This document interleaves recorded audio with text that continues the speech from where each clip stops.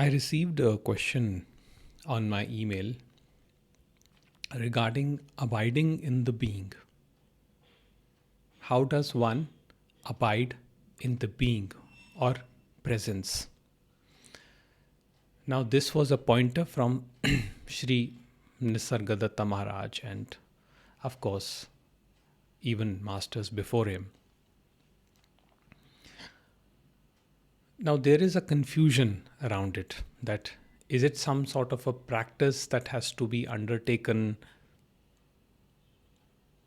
And so I thought I'll just, quickly address this confusion as to how one abides in the being. Now, the first thing is that it is not that we have to go back to our being. The being is where everything originates from.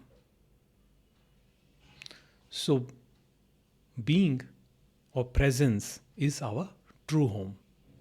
It is the impersonal awareness I am. What usually happens is that in our daily living, we get caught up in things, in thoughts, feelings, sensations. And immersion in one particular thought or thinking in horizontal time creates pain and suffering. So it is natural for the subject, the me which thinks that it is undergoing all these thoughts and feelings, to seek a place where it finds rest. But this pseudo subject me does not exist. There is no such thing as me.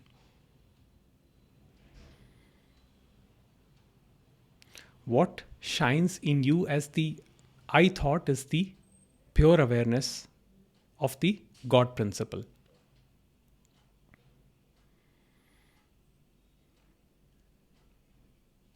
So what happens is that when we are practicing meditation and we remain completely in this restfulness state of being self-aware, we get a glimpse of this.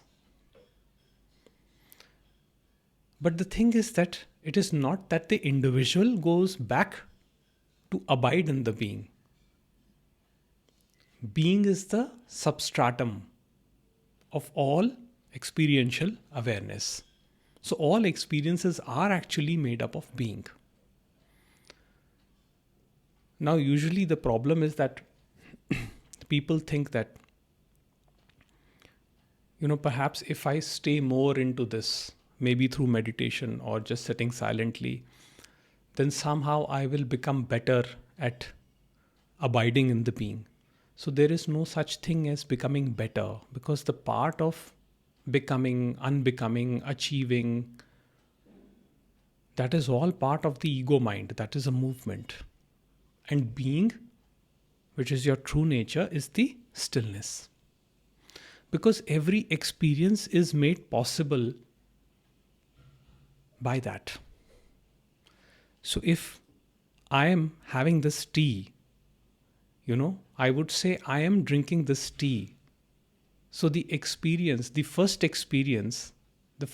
sensation is I am. And the rest follows as a happening. So you see, I am is never separate. It is already here and now in this moment.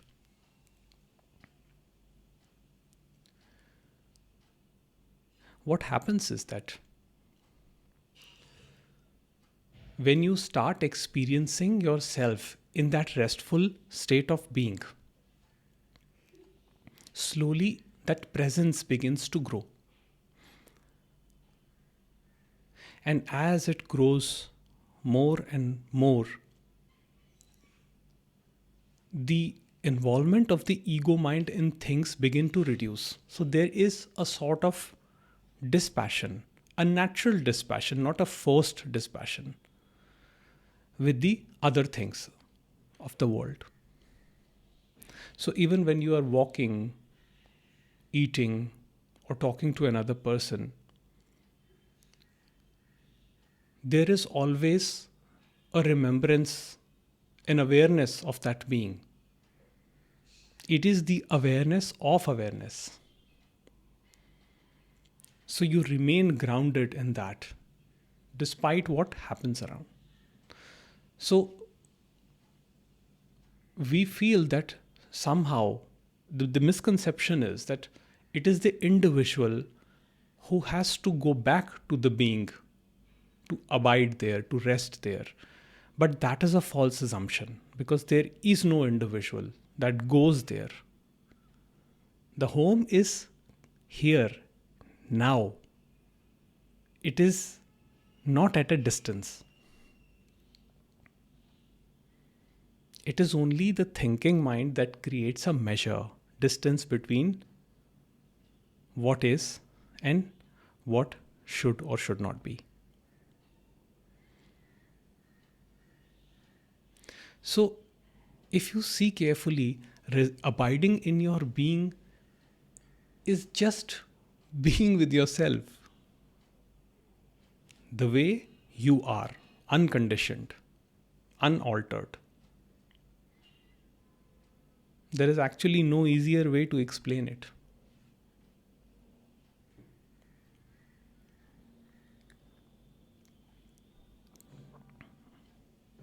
So things may happen, but as the awareness of the presence grows, one remains in this most natural state despite what is happening out there. So that itself frees the individual from involvement. The misconception is that we think that we have to disconnect from the world, disengage from the world in order to be in this state of presence. And which I believe is not the correct notion, because the presence or your being has to be discovered within the flow of life. So the engagement has to be there. Even the thinking, everything has to be allowed to happen the way it happens.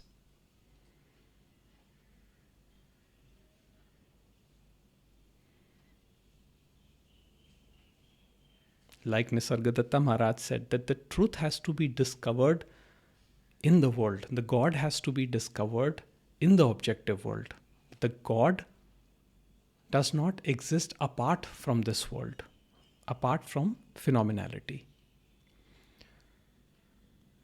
So you see, when you start putting effort to abide in the being, there is an assumption of the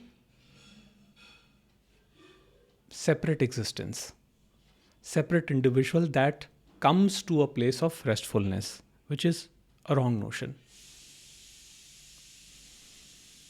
You are always here and now. The being is your ground, the groundless ground. It is your home. It is your uncentered center. I don't know how else to explain it. So it is not a practice per se. It is simply an awareness. So, you go about your daily living the way you do, the way you naturally do. Let your actions be spontaneous. And whenever you recall, whenever you remember to be in that restfulness, just be. There is no way to do that. There is no way to abide in the being.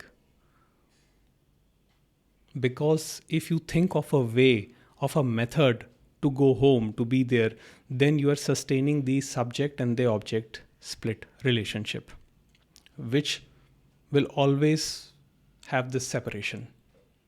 And separation implies suffering.